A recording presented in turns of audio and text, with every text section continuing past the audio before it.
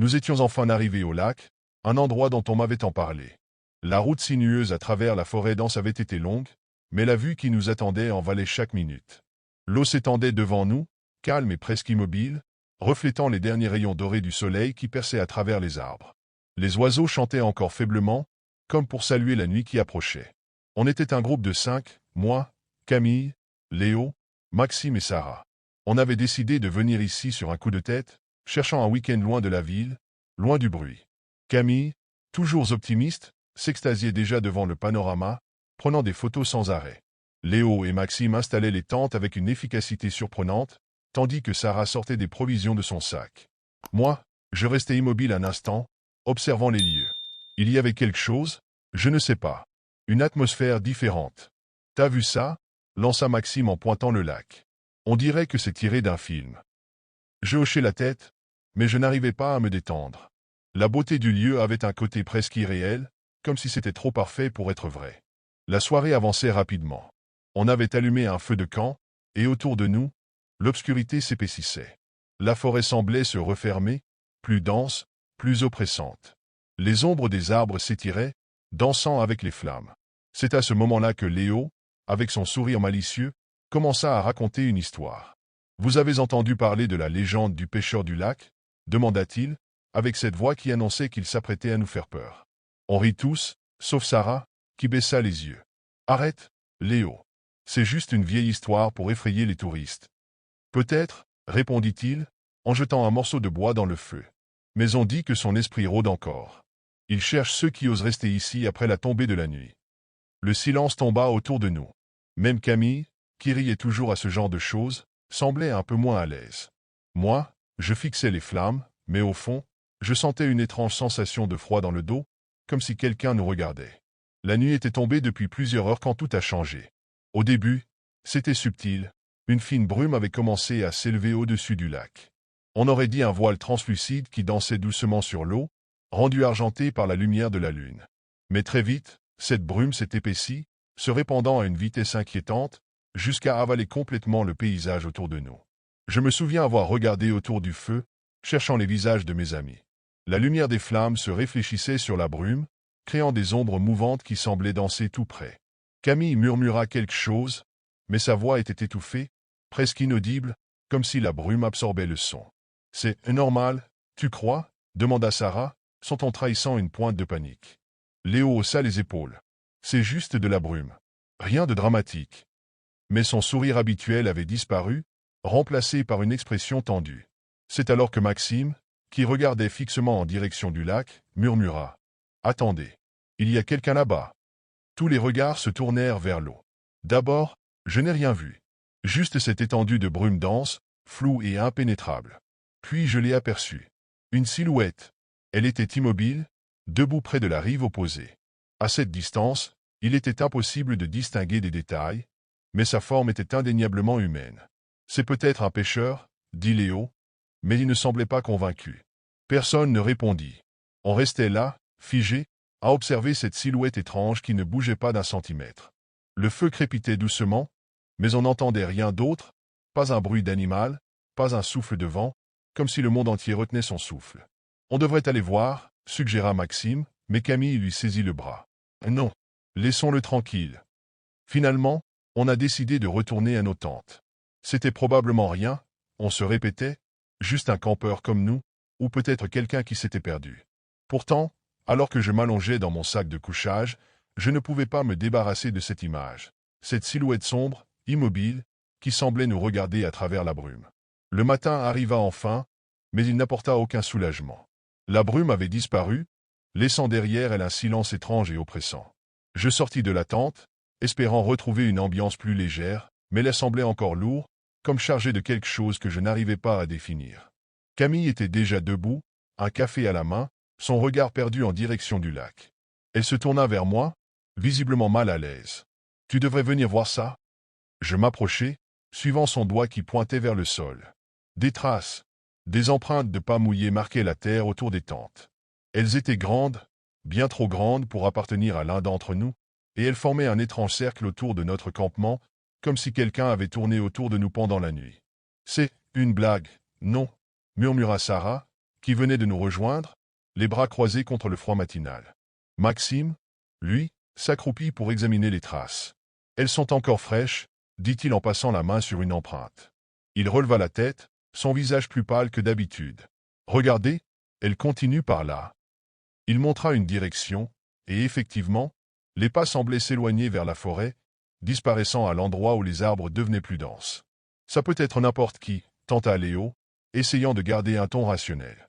Un autre campeur, peut-être. Quelqu'un qui passait par là. Mais il n'y avait rien de rassurant dans sa voix. Ce qui nous inquiétait le plus, c'était leur nombre.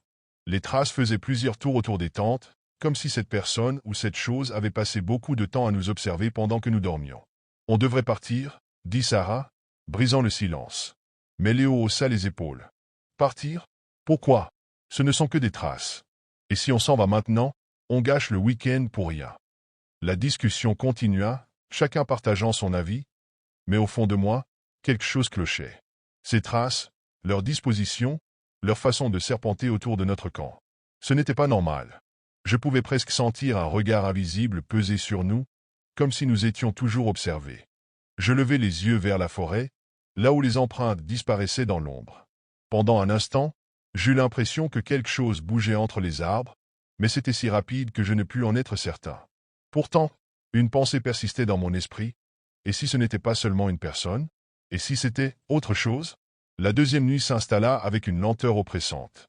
Le crépuscule teintait le ciel de nuances sombres, et cette fois, personne ne faisait de plaisanterie. Autour du feu, le silence régnait, uniquement interrompu par le crépitement des flammes. La tension était presque palpable. La brume revint plus tôt ce soir-là, beaucoup plus dense que la veille. Elle s'enroulait autour de nous comme une couverture froide, rendant difficile de distinguer quoi que ce soit au-delà de quelques mètres. Chaque bruit semblait amplifié, chaque craquement dans la forêt nous faisait sursauter. C'est Camille qui brisa le silence la première. « Vous avez entendu ça ?» murmura-t-elle, son regard fixé sur l'obscurité au-delà du feu. Nous tendîmes l'oreille, mais tout ce que j'entendais, c'était le léger clapotis de l'eau contre la rive. Puis, lentement, un autre son émergea. C'était comme un souffle, lourd et irrégulier, quelque part dans la brume. « C'est le vent ?» dit Léo, mais sa voix tremblait. Le bruit se rapprochait, accompagné d'un autre son étrange, un grattement, comme si quelque chose traînait sur le sol humide près du lac. Mon cœur battait à tout rompre. Nous étions tous figés, incapables de bouger ou de parler. Soudain, un cri déchira le silence. « Maxime !» Il n'était plus à sa place près du feu. Camille se leva d'un bond, mais avant qu'elle ne puisse dire quoi que ce soit, nous entendîmes des pas précipités, suivis d'un bruit sourd venant de la rive. Nous courûmes tous dans la direction du bruit, la peur nous poussant plus vite que notre prudence. Nous le trouvâmes près de l'eau, à genoux, tremblant de tout son corps. Ses vêtements étaient mouillés, et il murmurait d'une voix brisée. « Il est là, il est là, il ne veut pas être seul. » Sarah tenta de le calmer, mais Maxime continuait de répéter les mêmes mots, comme un disque rayé. Ses yeux étaient écarquillés, fixant quelque chose que nous ne pouvions pas voir dans la brume. Je levai les yeux, et c'est là que je le vis à nouveau. La silhouette. Elle était plus proche cette fois, debout sur la rive, immobile, nous observant. Je ne savais pas ce qui me terrifiait le plus, son immobilité totale ou la certitude que, peu importe ce que nous ferions, elle ne partirait pas. « On doit partir !» cria Sarah, mais la brume semblait nous encercler, comme une prison vivante. Et ce souffle lourd, irrégulier, semblait maintenant tout autour de nous. La nuit semblait interminable, chaque seconde s'étirant dans une tension insupportable. Maxime était prostré, incapable de marcher seul, et Sarah essayait désespérément de le maintenir debout. Camille et Léo murmuraient entre eux, cherchant un plan, mais leur voix tremblait autant que mes mains. Nous étions pris au piège, incapables de nous orienter dans cette brume suffocante qui déformait tout autour de nous. Le feu s'était presque éteint, et une obscurité glaçante s'installait. Puis, nous l'avons vue. La silhouette. Cette fois, elle était si proche qu'il n'y avait plus aucun doute. C'était un homme. Ou quelque chose qui en avait l'apparence. Sa forme se tenait à la lisière du camp, juste assez loin pour être flou, mais assez proche pour que nous sentions son regard peser sur nous. Il ne bougeait pas, mais sa présence seule suffisait à nous figer. Puis, lentement, il fit un pas en avant. Un seul. Ce simple mouvement brisa quelque chose en nous. « Courez !» hurla Sarah, et tout bascula dans le chaos. Nous nous précipitâmes vers les tentes, essayant de récupérer ce que nous pouvions. Mais alors que je m'agenouillais pour attraper mon sac, Un bruit terrifiant retentit, un raclement violent, suivi du bruit distinct de tissus qui se déchirent. Une des tentes venait d'être arrachée, comme si une force invisible l'avait saisie pour la traîner vers la forêt. « Laisse tout !» cria Léo en me tirant par le bras. Je laissai tomber mon sac et suivis les autres, le cœur battant à tout rompre. Nous courions à l'aveugle, trébuchant sur des racines et des pierres, la brume rendant chaque pas incertain. Derrière nous, des bruits de pas lourds nous poursuivaient, entrecoupés par ce souffle rauque qui semblait maintenant tout autour de nous. Lorsque nous atteignîmes la voiture, nos mains tremblaient si violemment que nous eûmes du mal à ouvrir les portières. Camille démarra en trombe, et nous quittâmes le lac sans un regard en arrière. Ce n'est qu'après plusieurs kilomètres que quelqu'un osa parler. « C'était quoi, ça ?» murmura Sarah, les larmes coulant silencieusement sur son visage. Personne ne répondit. Personne n'avait de réponse. Mais alors que nous roulions, je jetai un coup d'œil dans le rétroviseur. Mon cœur s'arrêta un instant. Au loin, sur la route que nous venions de quitter, il était là, immobile, debout sous la lumière pâle de la lune. Ses vêtements goûtaient encore d'eau, et ses yeux brillaient, fixés sur nous, comme s'il nous voyait parfaitement malgré la distance. Je détournai les yeux, incapable de soutenir ce regard. Depuis cette nuit, aucun d'entre nous n'a osé retourner près d'un lac ou d'une forêt. Mais parfois, dans mes rêves, je le vois encore. Toujours immobile. Toujours là, comme s'il attendait quelque chose ou quelqu'un. Nous avions décidé, mes amis et moi, de partir camper dans les Alpes françaises pour nous éloigner du chaos de la ville. Nous étions 5, Lucas, le leader du groupe, toujours prêt à organiser nos escapades. Camille, sa petite amie, qui adorait la nature mais craignait l'idée de dormir en forêt. Hugo, le blagueur insouciant. Sarah, plus réservée, mais curieuse de vivre de nouvelles aventures. Et moi, le narrateur, un peu sceptique mais partant pour tout. Le trajet jusqu'au site avait été long, mais la vue qui nous attendait valait chaque kilomètre. La vallée était entourée de montagnes imposantes, et une dense forêt de pins semblait s'étendre à perte de vue. Lucas avait trouvé cet endroit sur un forum dédié aux amateurs de camping sauvage. Pas un chat à des kilomètres, avait-il dit en souriant. C'était exactement ce que nous recherchions, un isolement total. En fin d'après-midi, nous avons monté nos tentes dans une petite clairière, juste à la lisière des arbres. Le soleil déclinait lentement, teintant le ciel d'un mélange de rouge et d'orangé. Une légère brise faisait danser les branches au-dessus de nos têtes. Tout semblait paisible. Hugo, fidèle à lui-même, a commencé à plaisanter sur les histoires de loups et de créatures des bois. « Vous savez qu'il y a eu des disparitions ici ?» a-t-il lancé avec un sourire narquois.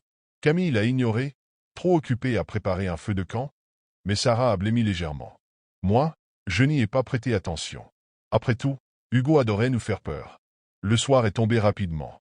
Une fois le feu allumé, nous nous sommes assis autour, partageant des anecdotes et admirant la beauté des étoiles. Le silence de la montagne était presque surnaturel. Pas un bruit de voiture, pas de lumière artificielle. C'était parfait. Pourtant, alors que nous finissions de manger, j'ai ressenti une légère tension dans l'air, un quelque chose d'indéfinissable. Un pressentiment, peut-être. Je l'ai attribué à la fatigue du voyage.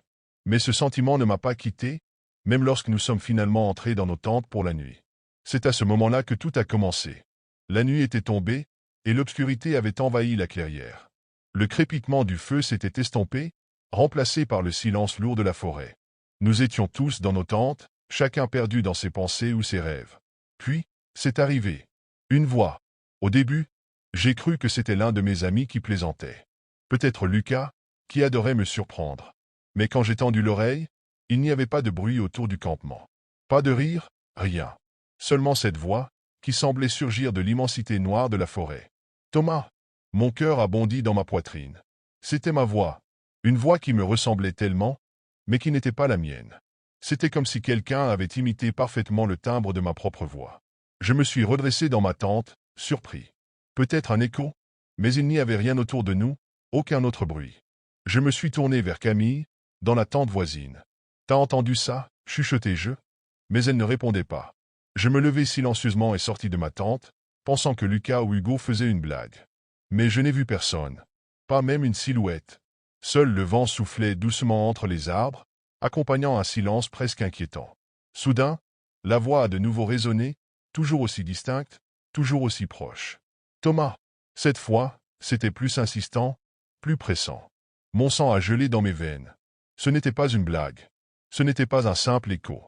La voix était là, tout près, mais je ne voyais rien. Je suis resté figé pendant un instant, l'esprit embrouillé, me demandant si je devenais fou. Puis, j'ai entendu un autre bruit. Thomas. Cette fois, c'était Lucas qui m'appelait. Mais le ton, il n'était pas naturel. Ce n'était pas son ton habituel. C'était trop froid, trop calculé. Et ce n'était pas lui. Je suis retourné précipitamment dans ma tente, et j'ai secoué Camille pour la réveiller. Camille, t'as entendu ça? Elle se leva d'un coup, les yeux grands ouverts, un air paniqué sur le visage. Quoi? Qu'est-ce qui se passe? Elle regarda autour d'elle, ses yeux scrutant les ténèbres. Je pouvais voir la peur dans ses yeux. Et puis, à nouveau, la voix. Toujours plus proche. Thomas. Je me suis tourné vers mes amis, cherchant une explication. Mais personne n'avait bougé. Hugo était à l'autre bout du camp, dans sa tente, profondément endormi, ou du moins je le pensais. Mais cette voix, elle venait de nulle part. Et en même temps, elle semblait partout. La nuit s'était étendue sur nous, lourde et oppressante.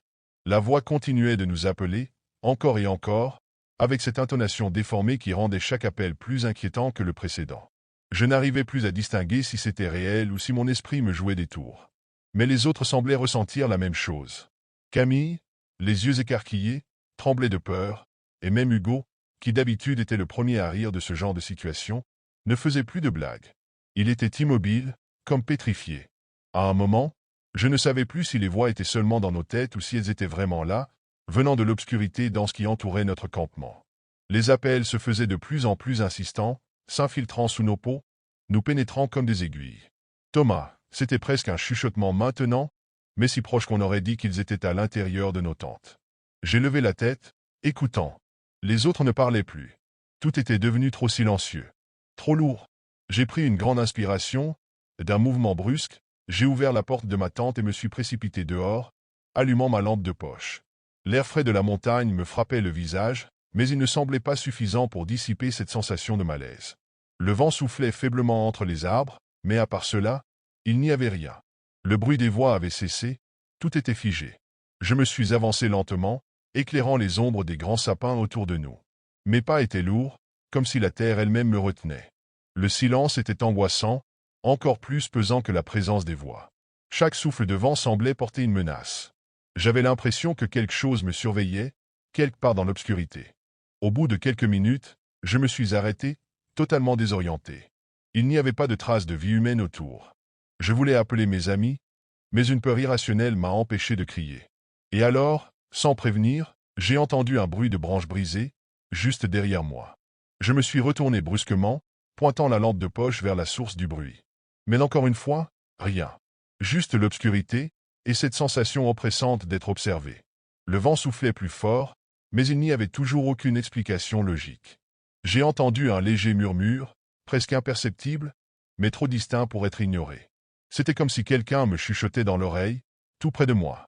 Je me suis tourné vivement, éclairant autour, mais il n'y avait toujours rien.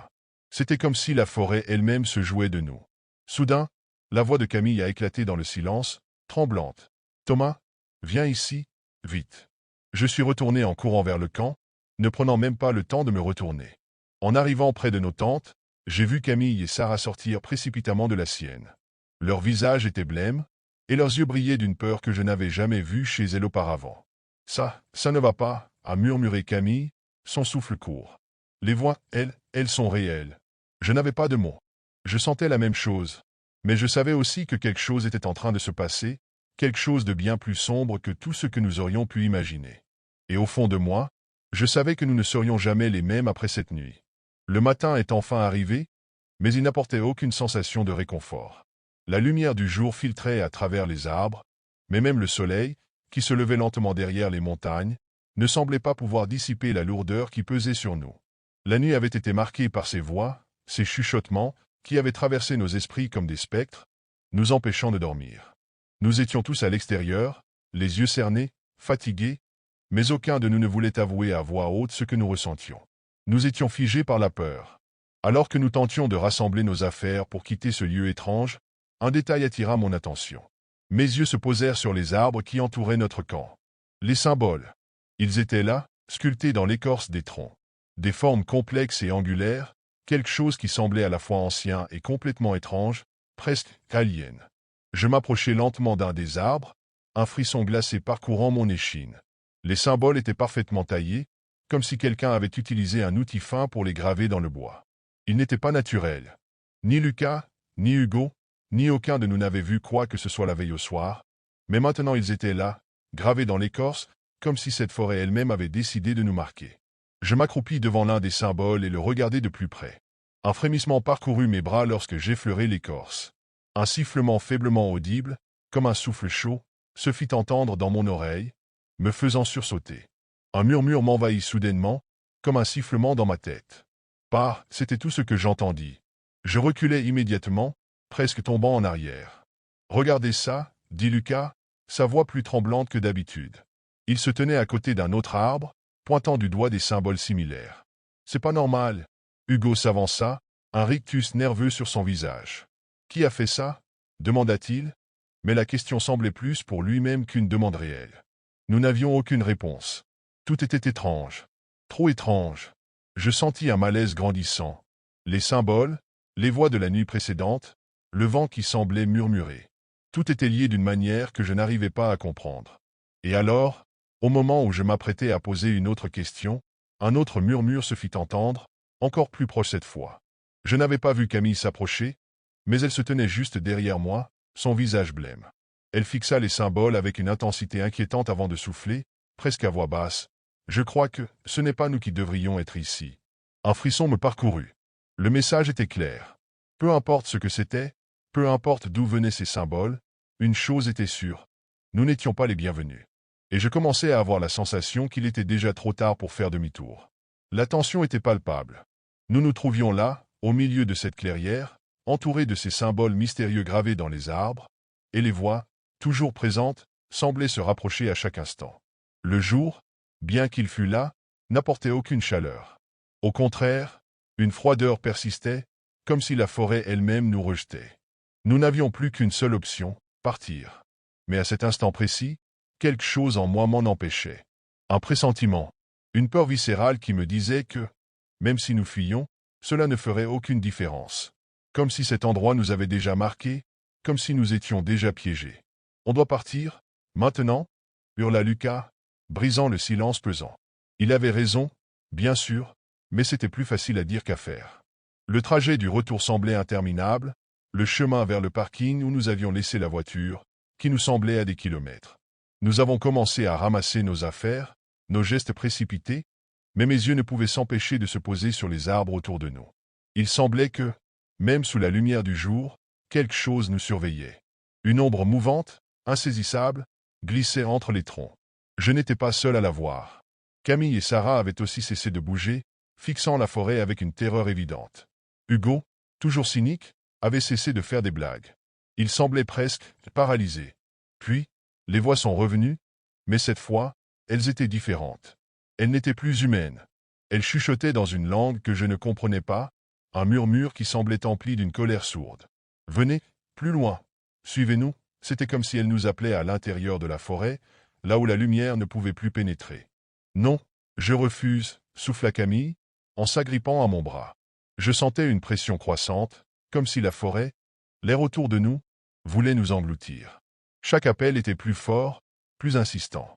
J'avais l'impression que, si nous écoutions, si nous suivions les voix, nous ne reviendrions jamais. À cet instant, j'ai entendu un bruit de branches se briser juste derrière nous. Tout le monde se figea. J'ai lentement tourné la tête, espérant que ce n'était rien. Mais à l'instant où mes yeux se posèrent sur la forêt, je vis une silhouette floue se glissant entre les arbres. Elle était grande, mouvante, comme une ombre parmi les ombres. Ce n'était ni un animal, ni un être humain.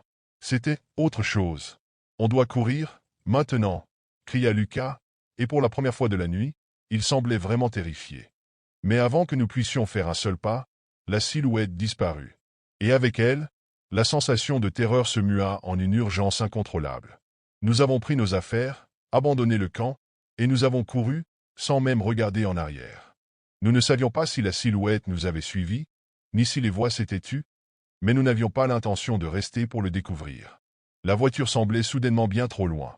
J'ai regardé mes amis, leurs visages étaient défigurés par la peur. La course à travers la forêt ne semblait jamais se terminer, chaque pas sur le sol dur nous rapprochant un peu plus de la panique. Nous avons atteint la voiture enfin, Haletant, couverts de sueur, et sans dire un mot, nous avons démarré. Le moteur rugit, et nous avons quitté ce lieu maudit, en silence. Je n'ai pas osé me retourner. Ce n'est que quelques jours plus tard, quand nous avons commencé à récupérer, que l'un de nous osa poser la question. Et si on n'était jamais parti? Je n'ai jamais trouvé de réponse. Mais une chose est sûre, cette forêt, ces voix, ces symboles, tout cela ne nous a jamais quittés. Je me souviens encore de ce camp scolaire comme si c'était hier. La forêt où nous avions installé nos tentes semblait sortie d'un conte ancien, mais pas un de ceux avec une fin heureuse. Les arbres étaient immenses, leurs branches s'entrecroisaient comme des doigts squelettiques, filtrant à peine la lumière du soleil. Même en plein jour, l'endroit avait quelque chose d'oppressant, comme si les ombres étaient plus épaisses que d'ordinaire. Le soir, après une longue journée de randonnée, nous nous sommes regroupés autour d'un feu de camp. La chaleur des flammes contrastait avec l'air frais de la nuit, et nous étions tous serrés les uns contre les autres, écoutant le professeur raconter des histoires. Au début, ce n'était que des anecdotes classiques, presque banales, mais à un moment donné, son ton a changé. Il a parlé d'un incident tragique qui s'était déroulé dans cette forêt il y a des années. Une petite fille, a-t-il dit, avait trouvé une boîte d'allumettes laissée par des campeurs. En jouant avec, elle avait accidentellement mis le feu à sa tente. L'incendie s'était propagé rapidement, et personne n'avait pu la sauver. Son corps avait été retrouvé parmi les cendres, ses mains encore serrées autour des allumettes brûlées. Le professeur avait raconté cette histoire avec un mélange étrange de gravité et de légèreté, comme s'il ne voulait pas nous effrayer mais ne pouvait s'empêcher d'y mettre une touche dramatique. Cependant, pour moi, ce n'était pas la façon dont il racontait l'histoire qui m'avait marqué, mais plutôt le silence qui avait suivi. Pas un murmure, pas un souffle. Juste le crépitement du feu et ce silence anormal, presque palpable, qui semblait émaner de la forêt elle-même. Quand nous avons finalement rejoint nos tentes, une étrange sensation m'habitait. Ce n'était pas vraiment de la peur, mais une sorte de malaise, comme si nous n'étions pas seuls, comme si la forêt elle-même écoutait chaque mot, chaque pas. Pourtant, je me suis convaincu que ce n'était qu'une histoire, rien de plus. Après tout, ce genre de récit était fait pour impressionner, pas pour être pris au sérieux. Mais cette nuit-là, j'allais comprendre que certaines histoires ne sont pas inventées. Elles attendent simplement qu'on les raconte pour se réveiller. Cette nuit-là, tout semblait plus calme que d'habitude, mais ce calme avait quelque chose d'étrange. Allongé dans ma tente, j'écoutais les bruits habituels de la forêt, le bruissement des feuilles, le cri lointain d'un oiseau nocturne, le murmure du vent. Pourtant, au milieu de ces sons familiers, j'ai cru entendre autre chose. Des pas, légers, hésitants, comme ceux d'un enfant marchant pieds nus sur le sol humide. Au début, j'ai pensé que c'était un des élèves qui s'était levé pour aller aux toilettes, mais les bruits semblaient venir de plus loin, près de la lisière des arbres. Je me suis tourné dans mon sac de couchage, tentant de me convaincre que ce n'était rien, mais mon esprit ne voulait pas lâcher prise. Puis, un éclat de rire, doux mais dérangeant, a brisé le silence. Ce n'était pas le rire innocent auquel on pourrait s'attendre d'un enfant. Il y avait quelque chose de faux, de creux, comme un écho distant. C'est alors que la tente voisine s'est agitée brusquement, suivie d'un cri perçant. C'était Louise, une des filles du groupe. Elle hurlait, totalement paniquée, répétant sans cesse. « Elle est là. Je l'ai vue. Elle est là, près du feu. » Tout le monde s'est réveillé en sursaut, les élèves sortant précipitamment de leur tente pour voir ce qui se passait. Louise était en larmes, tremblante, son visage pâle comme un drap. Les professeurs ont tenté de la calmer, mais elle continuait à pointer du doigt vers un endroit près de la clairière où le feu de camp avait été éteint. Une petite fille, elle était là, juste là. Elle avait du feu dans les mains et elle riait. Elle voulait jouer. Nous nous sommes tous regardés, perplexes. Certains ont ri nerveusement, pensant que Louise avait simplement fait un mauvais rêve, mais quelque chose dans son regard, ce mélange de terreur pure et de certitude, m'a glacé le sang. Les professeurs ont décidé d'inspecter les environs. Armés de lampes torchées, ils ont fouillé la clairière et les alentours, mais ils n'ont rien trouvé. Aucun signe d'une présence quelconque, aucune trace. Louise, cependant, restait immobile, fixant toujours le même point dans l'obscurité. Quand tout le monde est retourné dans sa tente, un malaise s'était installé parmi nous. Je n'arrivais pas à m'endormir, et je savais que je n'étais pas le seul. Car, dans le silence de la nuit, ce que Louise avait dit résonnait encore dans ma tête. Elle voulait jouer. Le lendemain matin, une tension étrange pesait sur le camp.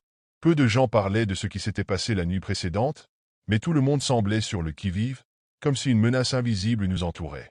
Même les professeurs, qui tentaient de maintenir une façade rassurante, avaient des visages fermés.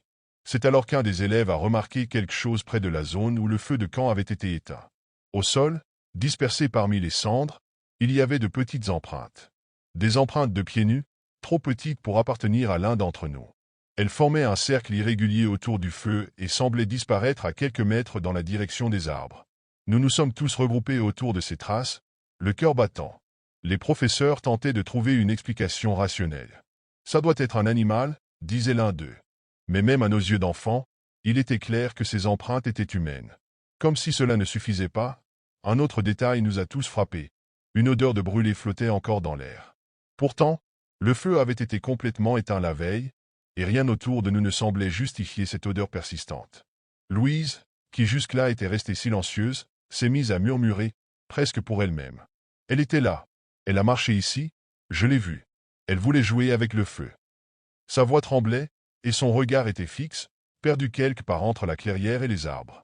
Nous avons tenté de lui parler, mais elle semblait dans un état second, comme si elle écoutait quelque chose que nous ne pouvions pas entendre. Le reste de la journée a été marqué par une série de petits incidents étranges.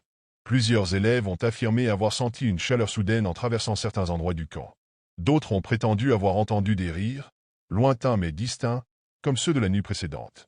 Les professeurs, bien sûr, ont tout mis sur le compte de l'imagination, mais nous, les enfants, savions que quelque chose n'allait pas. Quand le soir est venu, aucun de nous ne voulait rester seul. Chaque craquement de branches, chaque souffle de vent nous faisait sursauter. Et cette odeur de brûlé, elle était toujours là, plus forte encore, comme si quelque chose se rapprochait. La deuxième nuit a été bien pire. Nous étions tous tendus, nos sens en alerte, guettant le moindre bruit venant de l'extérieur. Malgré les tentatives des professeurs pour nous rassurer, personne ne parvenait vraiment à se détendre. J'avais l'impression que l'air autour de nous était plus lourd, chargé d'une énergie que je ne pouvais expliquer. Peu après minuit, alors que tout semblait enfin silencieux, un bruit a brisé le calme, des pas. Cette fois, ils étaient plus proches, plus insistants, comme si quelqu'un marchait lentement autour des tentes. Je me suis figé, retenant ma respiration. Les bruits se sont arrêtés un instant, puis ont repris, accompagnés de ce rire, faible mais distinct, comme la veille. Je n'étais pas le seul à les entendre. Depuis ma tente, j'ai vu la lumière des lampes torchées s'agiter, certains élèves appelant à voix basse les professeurs. Mais avant que quiconque ne puisse réagir, une vague de chaleur a envahi le camp, inexplicable et suffocante, comme si nous étions soudain entourés par un brasier invisible. C'est à ce moment-là que je l'ai vu. À travers l'ouverture de ma tente, il y avait une silhouette, petite et immobile, juste au bord de la clairière. Une enfant. Elle se tenait là, à quelques mètres de nous, c'est très obscurci par l'obscurité, mais je pouvais voir ses mains. Dans l'une d'elles, une flamme vacillante brillait, éclairant son visage. Elle souriait, un sourire figé, terrifiant. J'ai voulu crier, mais aucun son n'est sorti de ma gorge. Mes yeux étaient rivés sur elle, incapables de détourner le regard. Puis elle a levé sa main enflammée, comme pour m'inviter à la rejoindre. À cet instant, Louise a commencé à murmurer dans sa tente. Elle veut jouer. Elle veut qu'on vienne avec elle. Les professeurs, alertés par l'agitation générale, sont sortis en courant avec leurs lampes torchées. Mais lorsque la lumière a balayé l'endroit où je l'avais vue, il n'y avait plus rien. Juste le vide. Pourtant, la chaleur restait, et cette odeur de brûlé était si forte qu'elle m'en donnait la nausée. C'était trop. Les professeurs ont décidé que nous allions plier le camp au lever du jour. Mais au fond de moi, je savais que partir ne changerait rien. Ce qui était ici ne voulait pas seulement nous effrayer. Cela voulait quelque chose de plus, et je craignais que nous ne le découvrions bientôt. Le matin suivant, un silence pesant régnait sur le camp. Personne ne parlait, personne ne riait. Chacun rangeait ses affaires en vitesse, jetant des regards nerveux vers la lisière de la forêt, comme si quelque chose pouvait surgir à tout moment. Les professeurs tentaient de garder leur calme, mais leurs gestes précipités trahissaient leur inquiétude. Alors que nous finissions de démonter les tentes, un cri a retenti. Louise avait disparu. Une vague de panique s'est répandue parmi nous. Tout le monde s'est précipité pour la chercher, appelant son nom à travers la forêt. Après ce qui a semblé une éternité, nous l'avons retrouvée. Elle se tenait seule dans une clairière, immobile, le regard vide.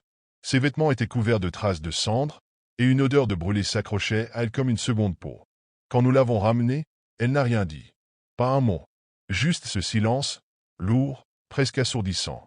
Nous avons quitté le camp précipitamment, personne n'osant regarder en arrière.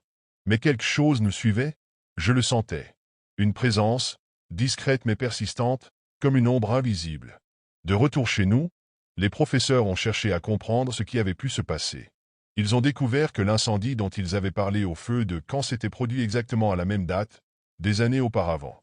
Chaque détail correspondait, une petite fille, des allumettes, un feu qui s'était propagé trop vite. Quant à Louise, elle n'était plus la même. Elle restait silencieuse, le regard fixe, refusant de parler de ce qu'elle avait vu ou vécu dans la forêt. Ses parents l'ont envoyée voir des spécialistes, mais rien n'a changé. Et moi? Je pensais pouvoir tourner la page, mais je me trompais. Depuis ce jour, il m'arrive encore de sentir cette odeur de brûlé, surtout la nuit, quand je suis seul. Parfois, je crois entendre des pas, légers, hésitants, juste derrière moi. Et de temps en temps, dans mes rêves, je la vois. Cette petite fille, tenant une flamme dans ses mains. Elle sourit, et je sais qu'elle attend. Pas pour jouer. Pour autre chose. Nous avions décidé, moi et Julie, de partir à l'aventure dans les Pyrénées. Depuis des mois, nous cherchions à échapper à la monotonie de nos vies parisiennes, et quoi de mieux que la nature sauvage pour se sentir vraiment libre? Julie avait trouvé un camping isolé, niché au cœur des montagnes, loin des routes principales et des foules de touristes. Le genre d'endroit où l'on peut entendre le vent dans les arbres et oublier, ne serait-ce qu'un instant, le bourdonnement incessant de la ville. Quand nous sommes arrivés, il était déjà tard dans l'après-midi. Le soleil baignait les montagnes d'une lumière dorée, mais l'ombre des pins commençait à s'étirer, annonçant la tombée de la nuit. Le camping était presque désert. À part nous, il n'y avait que 2 autres tentes, une près de l'entrée, occupée par une famille avec des enfants bruyants, et une autre, plus éloignée, plantée dans un coin reculé, presque cachée entre les arbres. Cette tente m'avait immédiatement frappé. Elle était parfaitement installée, comme si quelqu'un l'avait montée avec un souci maniaque du détail. Les cordes tendues au millimètre, une lampe suspendue à un piquet, des chaussures posées proprement à l'entrée. Pourtant, aucune présence humaine. Pas de rire, pas de voix, pas même un mouvement dans les environs. Julie avait fait une remarque en plaisantant. Peut-être que c'est un camping de fantômes. J'avais ri, mais l'idée m'avait laissé un étrange frisson. Nous avons installé notre propre tente à une distance raisonnable, un peu plus haut sur le terrain, près d'un petit ruisseau. Le murmure de l'eau et le chant des oiseaux nous enveloppaient dans une tranquillité apaisante, mais quelque chose dans l'atmosphère me semblait lourd, comme si ce silence cachait autre chose. Julie ne semblait pas s'en soucier. Elle s'est rapidement mise à préparer le dîner pendant que je fixais les dernières attaches de notre tente. Quand la nuit est tombée, le camping entier semblait s'endormir. Même la famille près de l'entrée était devenue silencieuse. Mais chaque fois que mon regard se posait sur cette tente isolée, je ne pouvais m'empêcher de ressentir une vague de malaise, un pressentiment que je ne parvenais pas à expliquer. La nuit avançait, et tout semblait étrangement calme. Julie dormait profondément à côté de moi, bercée par le doux bruit du ruisseau. Moi, en revanche, je peinais à trouver le sommeil. Ce n'était pas seulement à cause de l'inconfort de notre matelas de camping, mais à cause de cette sensation persistante, comme si quelque chose n'était pas à sa place. Il devait être environ 2 heures du matin quand je les ai entendus pour la première fois. Des bruits de pas. Ils étaient légers, presque hésitants, mais distincts. D'abord, j'ai pensé que c'était un animal, peut-être un renard ou un sanglier. Mais non, ces pas étaient trop réguliers, trop humains. Je me suis redressé, tendant l'oreille. Les bruits venaient de la tente isolée. Ils étaient accompagnés par un son plus étrange, comme si quelqu'un déplaçait des objets à l'intérieur, des froissements étouffés, des grincements. J'ai murmuré à Julie, essayant de la réveiller, mais elle a simplement grogné et s'est retournée. C'est alors que les sons ont changé. J'ai entendu des voix. Pas des mots clairs, non, mais des murmures, bas et incessants, comme une conversation à peine audible. Je me suis dit que les occupants de la tente s'étaient enfin montrés, qu'ils étaient simplement rentrés tard. Pourtant, quelque chose dans ces murmures me mettait mal à l'aise. Ils n'avaient rien de naturel. Il n'y avait ni tonalité familière, ni pause logique. C'était comme si plusieurs voix s'entremêlaient, formant une sorte de chant chaotique et sinistre. Mon cœur battait à tout rompre. J'essayais de me convaincre que c'était mon imagination, que je devais être fatigué. Mais les sons continuaient, inexorables, et plus je les écoutais, plus je ressentais cette impression glaciale de ne pas être seul. Je me suis glissé hors de mon sac de couchage et me suis approché doucement de l'entrée de notre tente, soulevant un PAN pour regarder dehors. La lumière de la lampe suspendue à la tente isolée oscillait légèrement, projetant des ombres tremblantes sur les arbres environnants. Mais je n'ai vu personne. Juste cette tente, immobile et mystérieuse, d'où émanaient ces bruits impossibles. Je ne pouvais pas rester là à simplement écouter. Quelque chose en moi, Une curiosité mêlée à une peur viscérale m'a poussé à agir. J'ai secoué Julie doucement, cette fois plus fermement. Elle s'est réveillée en grognant, agacée. « Qu'est-ce que tu fais? Il est tard, » murmura-t-elle d'une voix ensommeillée. « Chut, écoute. » Elle tendit l'oreille, et ses yeux s'écarquillèrent quand elle entendit les murmures. Elle se redressa immédiatement. « C'est quoi, ça? Il y a quelqu'un là-bas? » Je hochai la tête. « Je ne sais pas, ça dure depuis un moment. Mais personne ne sort de cette tente. C'est bizarre. » Julie, visiblement mal à l'aise, me lança un regard inquiet. « Tu veux vraiment aller voir? » J'hésitai, mais quelque chose en moi refusait de laisser ce mystère sans réponse. « Oui, on ira vite. Si on ne voit rien, on revient. » Nous avons attrapé une lampe de poche et sommes sortis de notre tente. L'air était glacial, et chaque pas semblait amplifier le silence oppressant qui régnait autour de nous. Plus nous approchions de la tente isolée, plus les murmures devenaient distincts, mais toujours impossibles à comprendre. Quand nous sommes arrivés devant, j'ai remarqué que l'entrée était parfaitement fermée, les fermetures éclairs tirées jusqu'en haut. Pourtant, les murmures continuaient, clairement émanant de l'intérieur. « Bonjour » ai-je lancé, ma voix tremblante. Aucune réponse. Les murmures cessèrent brusquement, comme si on nous avait entendus. Julie me serra le bras, et je sentis sa main trembler. « Ouvre-la » me murmura-t-elle, même si je sentais qu'elle espérait que je n'oserais pas. Avec une lenteur presque insupportable, j'ai abaissé la fermeture éclair de l'entrée. La lampe de poche tremblait dans ma main, projetant une lumière vacillante à l'intérieur. Ce que nous avons vu m'a figé sur place. Tout était impeccablement rangé. Les sacs de couchage étaient soigneusement pliés, une lanterne posée au centre brillait faiblement, et quelques objets personnels, un livre, une tasse, des chaussures étaient disposés avec une précision maniaque. Mais il n'y avait personne. Julie chuchota, sa voix à peine audible. « Ils ont dû partir. Mais pourquoi est-ce que tout est resté ici? Et ces murmures, d'où ça venait? » Je n'avais aucune réponse. Tout dans cette scène défiait la logique. Et pourtant, je ne pouvais m'empêcher de sentir qu'on nous observait, même si nous étions seuls. Le matin arriva lentement, presque avec une lourdeur que je n'avais jamais ressentie auparavant. J'avais l'impression que la nuit n'était pas encore tout à fait terminée, que quelque chose flottait toujours dans l'air, une présence invisible qui nous surveillait. Julie et moi étions restés silencieux, nos regards se croisant parfois, comme si nous nous demandions si ce que nous avions vu était réel, ou si nous avions tous les deux imaginé cette scène étrange dans la tente isolée. Nous avons finalement quitté notre tente pour commencer à ranger nos affaires. En sortant, un vent frais soufflait à travers les arbres, mais il n'apportait pas la fraîcheur habituelle d'une matinée en montagne. Il semblait plutôt glacial, comme si la nature elle-même était figée. C'est là que j'ai remarqué quelque chose d'inquiétant. La tente isolée avait disparu. Je suis resté figé. Mes yeux cherchaient des signes, mais il n'y avait rien. Aucun morceau de toile, aucune corde tendue. Rien. Il ne restait que des traces dans le sol, comme des empreintes laissées par un poids lourd qui avait été déplacé. Le sol autour de l'emplacement était perturbé, comme si la tente avait été démontée en toute hâte. Des marques profondes, des traces de pas, mais il n'y avait personne. Julie, qui avait remarqué mon regard figé, s'approcha lentement, le visage blême. « Où est-elle? Qu'est-ce qui s'est passé ?» Je n'avais pas de réponse. Il était impossible que quelqu'un ait démonté cette tente sans que nous ne l'ayons vue. Et pourtant, tout autour, l'espace semblait vide, comme si la tente n'avait jamais existé, comme si elle s'était évaporée pendant la nuit.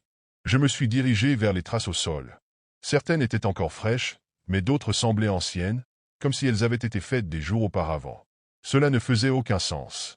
Comment une tente pouvait disparaître aussi soudainement et laisser derrière elle de telles marques? Nous avons fait le tour de la zone, espérant trouver des indices, mais il n'y avait rien. Aucun signe de la tente, aucune trace d'occupation, rien de ce qui aurait pu expliquer ce phénomène. Les autres campeurs n'avaient rien vu non plus. Certains semblaient même ignorer qu'il y avait eu une tente dans cette zone. Je n'arrivais pas à chasser cette impression étrange, comme si quelque chose d'invisible nous avait observés toute la nuit, nous suivait dans l'ombre. Et plus nous cherchions, plus cette sensation devenait oppressante. Cette histoire n'était pas finie. Elle ne faisait que commencer. Les jours suivants, je n'arrivais pas à me débarrasser du malaise qui me hantait. Chaque fois que je fermais les yeux, l'image de cette tente vide, impeccablement rangée et abandonnée, revenait me hanter. Julie semblait aussi perturbée, bien qu'elle ait essayé de rationaliser les événements. Mais il y avait cette étouffante sensation de malaise qui persistait, une sorte de pression invisible qui nous empêchait de profiter de la beauté des montagnes. Un soir, alors que nous étions assis près du feu de camp, je n'ai pas pu m'empêcher de poser la question. Tu te souviens de l'histoire qu'on nous a racontée à propos des disparitions dans cette région? Julie m'a regardé, une lueur de curiosité dans ses yeux. Tu veux dire les disparitions anciennes? Répondit-elle. Mais, ces histoires sont juste des légendes, non? J'ai hoché la tête, mais quelque chose m'empêchait d'y croire. J'avais fouillé un peu, après notre retour, et j'étais tombé sur quelques anciens articles de journaux racontant des événements étranges dans la région. Des campeurs avaient disparu sans laisser de traces. Certains disaient avoir vu des choses, des ombres mouvantes dans la nuit, ou entendu des voix dans le vent. Mais ce qui m'avait frappé, c'était un détail récurrent, une tente parfaitement rangée, abandonnée, avec des traces qui disparaissaient dans la forêt. Je lui ai expliqué tout cela, et Julie est devenue pâle, les yeux écarquillés. « Tu crois que c'était la même tente ?» demanda-t-elle d'une voix tremblante. Je n'avais pas de réponse. Mais il y avait trop de coïncidences, trop d'éléments qui se ressemblaient. Et surtout, la façon dont tout cela semblait avoir été prévu. Comme si la tente n'était pas simplement abandonnée, mais avait été placée là pour nous tester. En rentrant chez nous, la sensation de malaise ne m'a pas quitté. J'ai souvent rêvé de cette nuit. Des murmures, des voix que je ne pouvais pas comprendre, et parfois, lorsque je ferme les yeux, j'ai l'impression que la silhouette d'une tente, parfaitement ordonnée, m'observe, me suit dans l'ombre. Peut-être qu'il y a des choses dans ce monde qui échappent à la raison. Mais je sais une chose, je ne retournerai jamais dans ces montagnes. Pas sans savoir exactement ce qui s'y cache. Nous avions décidé, avec mes amis, de passer une nuit dans ce camping abandonné en Normandie. C'était une idée un peu folle, je l'admets, mais l'endroit avait une réputation qui nous attirait. On racontait qu'il avait été déserté depuis des années, que personne n'osait s'en approcher, et c'était précisément ce genre d'endroit qui nous fascinait. Quand nous sommes arrivés, le soleil était en train de se coucher. Les cabanes en bois étaient délabrées, certaines à moitié effondrées, avec des volets pendant qui grinçaient sous le vent. Une vieille pancarte rouillée était plantée à l'entrée. Accès interdit, camping fermé pour cause de danger. On s'est contenté d'en rire. Après tout, ça ne pouvait être qu'une simple précaution pour éloigner les curieux, non? La forêt qui entourait le camping était dense, presque oppressante. Les arbres semblaient se pencher sur nous, leurs branches formant une voûte sombre qui bloquait la lumière. Il y avait un silence étrange, comme si même les oiseaux avaient décidé de ne pas s'attarder ici. Nous avons installé nos tentes sur une petite clairière entre deux cabanes. Pendant que certains s'occupaient de préparer un feu, je me suis aventuré un peu plus loin, juste pour explorer. En m'approchant d'une des cabanes, j'ai remarqué que la porte était à moitié ouverte. L'intérieur était plongé dans l'obscurité, mais je pouvais distinguer des outils abandonnés sur une table, un marteau, une scie, tous couverts de rouille. Une odeur métallique flottait dans l'air, et j'ai ressenti un frisson étrange qui m'a traversé le dos. Je suis rapidement retourné vers le groupe. On s'est assis autour du feu, partageant des histoires, riant pour dissiper la tension. Mais malgré nos rires, j'avais cette sensation désagréable dans la poitrine, comme si quelque chose ou quelqu'un nous observait, cachés dans les ombres des cabanes. Cette nuit-là, tout a commencé tranquillement. Le vent soufflait doucement à travers les arbres, et le crépitement du feu était presque apaisant. Nous étions fatigués de notre journée, l'un après l'autre, nous avons fini par nous glisser dans nos tentes. Le silence s'est installé, épais, presque suffocant. Je ne sais pas combien de temps j'ai dormi, mais un bruit m'a réveillé en sursaut. D'abord, ce n'était qu'un craquement, comme une branche qui se brise sous un pas. J'ai retenu mon souffle, pensant que c'était peut-être un animal, mais alors d'autres bruits ont suivi. Des pas lourds, lents, se rapprochant lentement de notre campement. Je suis resté allongé, immobile, essayant de calmer les battements de mon cœur. Puis, un son métallique a résonné dans l'air. Un cliquetis, comme si quelqu'un manipulait des outils, suivi d'un bruit sourd, régulier, presque méthodique. Ça venait de la direction des cabanes. L'un de mes amis, Pierre, a entendu les bruits aussi. Il a ouvert sa tente et a murmuré. « Tu entends ça ?» J'ai hoché la tête, incapable de répondre. Le bruit de marteau s'est arrêté brusquement. Pendant quelques secondes, il n'y avait que le silence, mais ce silence était pire que les bruits eux-mêmes. « Je vais voir, » a dit Pierre, en attrapant une lampe torche. « Non, attends. » Ai-je chuchoté? Mais c'était trop tard. Je l'ai suivi à contre-cœur, la gorge nouée par une peur que je n'arrivais pas à expliquer. La lumière de sa lampe éclairait les cabanes, mais tout semblait désert. Les bruits avaient cessé. Pourtant, quelque chose n'allait pas. L'air semblait plus froid, plus lourd, et cette odeur métallique était de retour, plus forte cette fois. Nous n'avons rien trouvé, rien vu. Juste des cabanes en ruine et le silence oppressant. Pierre a murmuré que c'était peut-être le vent ou un animal, mais en rentrant au campement, j'ai remarqué quelque chose qui m'a glacé le sang. Des empreintes de pas. De lourdes empreintes dans la terre humide, qui n'étaient certainement pas les nôtres. Et elles menaient directement à nos tentes. Le matin est arrivé, mais il n'a rien apporté de rassurant. Les premières lueurs du jour révélaient l'étendue du camping, encore plus lugubre à la lumière du soleil pâle. Les cabanes, avec leurs toits effondrés et leurs murs noircis par le temps, semblaient presque nous observer. Après une nuit aussi étrange, nous avons décidé d'explorer davantage les lieux pour comprendre ce qui avait pu provoquer ces bruits. En nous approchant de la cabane la plus proche, l'une des portes était entr'ouverte. Elle n'était pas comme ça hier soir, j'en étais sûr. À l'intérieur, l'air était froid, humide. Une odeur nauséabonde de moisissure et de métal flottait dans la pièce. Sur une vieille table bancale, nous avons trouvé un assortiment d'outils, marteaux, scies, pinces. Tous étaient couverts de rouille, mais certains portaient des taches sombres incrustées. Cela ressemblait à du sang séché. Dans un coin de la cabane, presque dissimulé sous des débris, Pierre a trouvé un livre poussiéreux, un vieux journal. En soufflant dessus pour enlever la poussière, il a révélé une couverture simple, sans titre. En l'ouvrant, nous avons découvert des pages remplies d'une écriture tremblante, presque illisible par endroits, mais le contenu était fascinant. Le journal appartenait au caseur du camping. Il racontait son quotidien, l'entretien des cabanes, les visiteurs, le calme des soirées au bord de la forêt. Mais plus on lisait, plus les choses devenaient étranges. À un moment donné, il mentionnait des bruits qu'il ne pouvait pas expliquer, des murmures dans les arbres, des craquements alors qu'il savait être seul. La dernière entrée était la plus troublante. Elle disait « Quelque chose me suit. Je l'entends. C'est là, dans les ombres, juste à la lisière de la lumière. J'ai verrouillé les portes, mais je sais qu'il peut entrer. Si quelqu'un trouve ceci, astérisque. » La phrase s'arrêtait net, comme si le caseur avait été interrompu. Nous nous sommes regardés en silence, le cœur battant. Le journal était soudainement devenu bien plus qu'une relique abandonnée. C'était un avertissement. Un avertissement que nous n'aurions peut-être pas dû ignorer. Après la découverte du journal, nous avons décidé de quitter les lieux au plus vite, mais avant de partir, une curiosité morbide nous a poussés à en savoir plus sur ce camping maudit. Nous avons marché jusqu'au village voisin, une petite communauté située à quelques kilomètres. Là-bas, dans un café délabré, nous avons rencontré une vieille femme qui semblait connaître l'endroit. Quand nous lui avons parlé du camping, son visage s'est assombri. Elle nous a raconté que le lieu avait été fermé il y a une vingtaine d'années, après une série d'événements étranges. C'était un endroit paisible, a-t-elle commencé, jusqu'à ce que le caseur disparaisse. Elle nous a expliqué que l'homme qui travaillait là était connu pour être sérieux et discret. Mais un jour, il avait cessé de donner des nouvelles. Quand les autorités avaient finalement décidé d'inspecter le camping, elles n'avaient trouvé qu'un chaos inquiétant, des cabanes détruites, des outils éparpillés, et une odeur étrange qui imprégnait l'air. Mais ce n'est pas tout, a-t-elle ajouté en baissant la voix.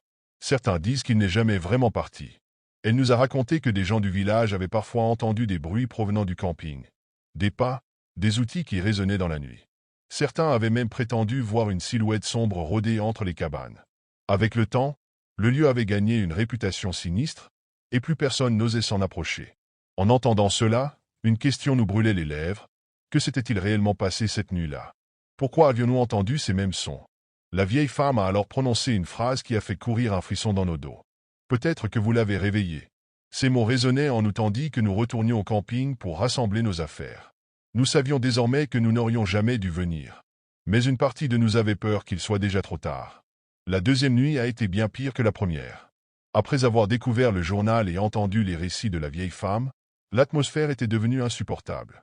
Nous avions décidé de partir au lever du jour, mais le temps semblait s'étirer à l'infini.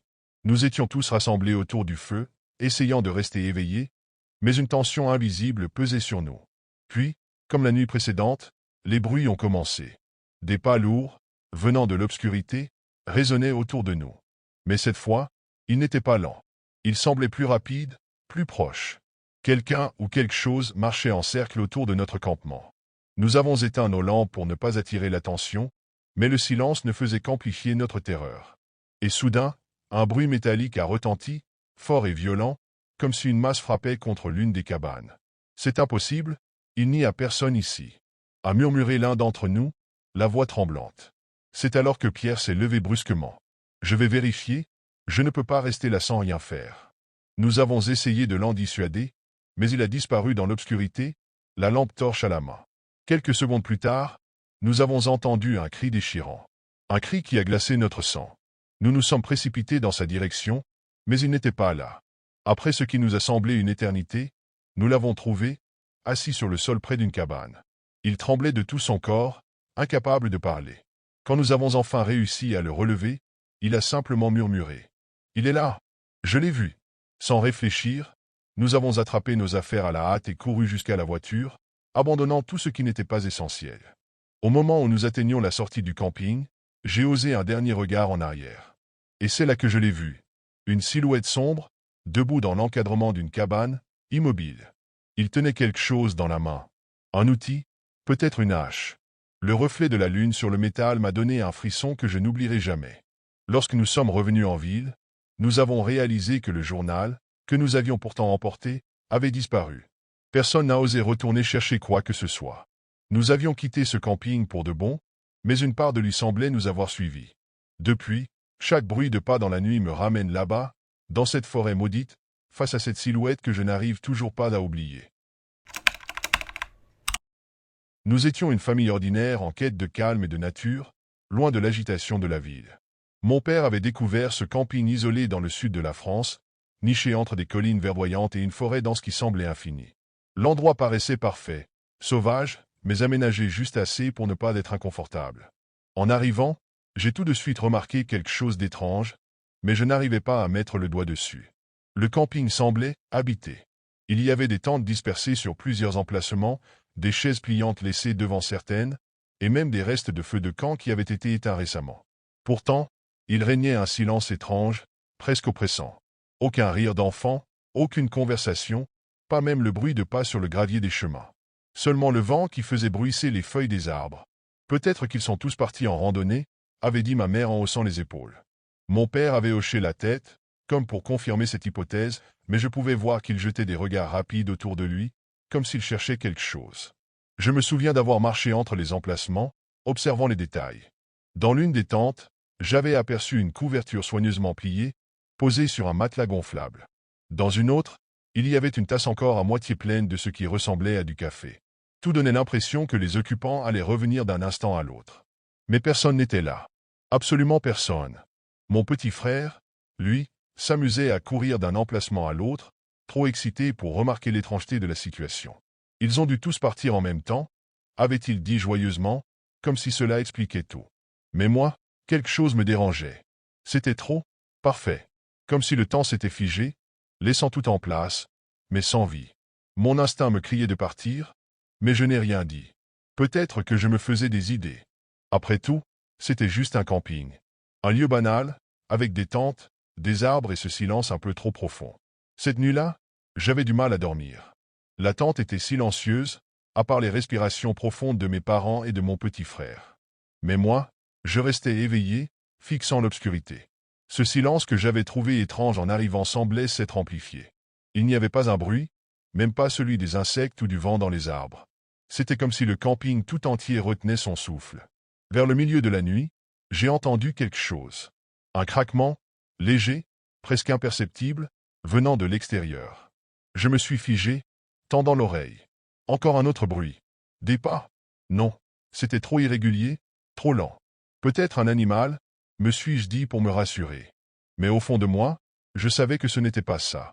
Prenant mon courage à deux mains, j'ai entrouvert la fermeture éclair de la tente, juste assez pour jeter un coup d'œil dehors.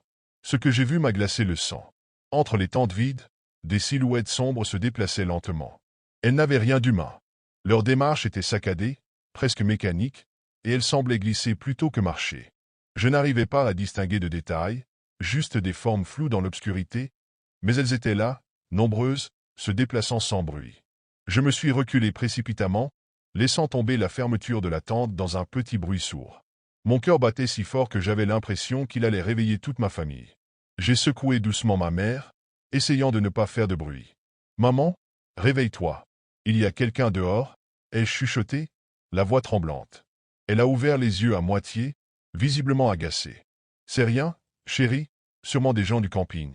Rendors-toi, il est tard. » Elle referma les yeux immédiatement, sans me laisser le temps d'insister. Je me suis allongé à nouveau, mais je savais que je ne dormirais pas. Les silhouettes étaient encore là, je pouvais presque les sentir autour de nous. Le bruit de leur déplacement me parvenait faiblement, et chaque seconde passée me semblait une éternité.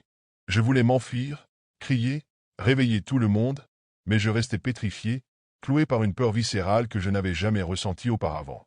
Le reste de la nuit, je suis resté éveillé, écoutant ces bruits étranges et priant pour que le jour arrive vite.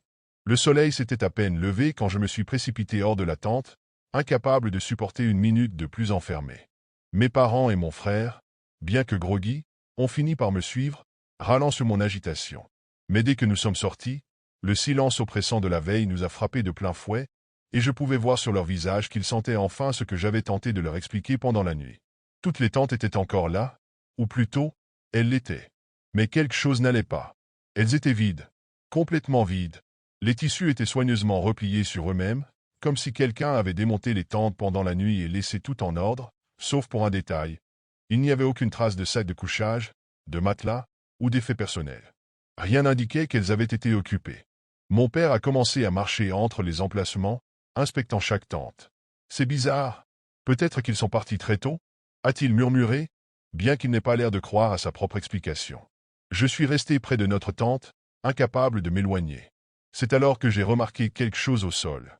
Dans la terre légèrement humide autour des tentes, il y avait des marques.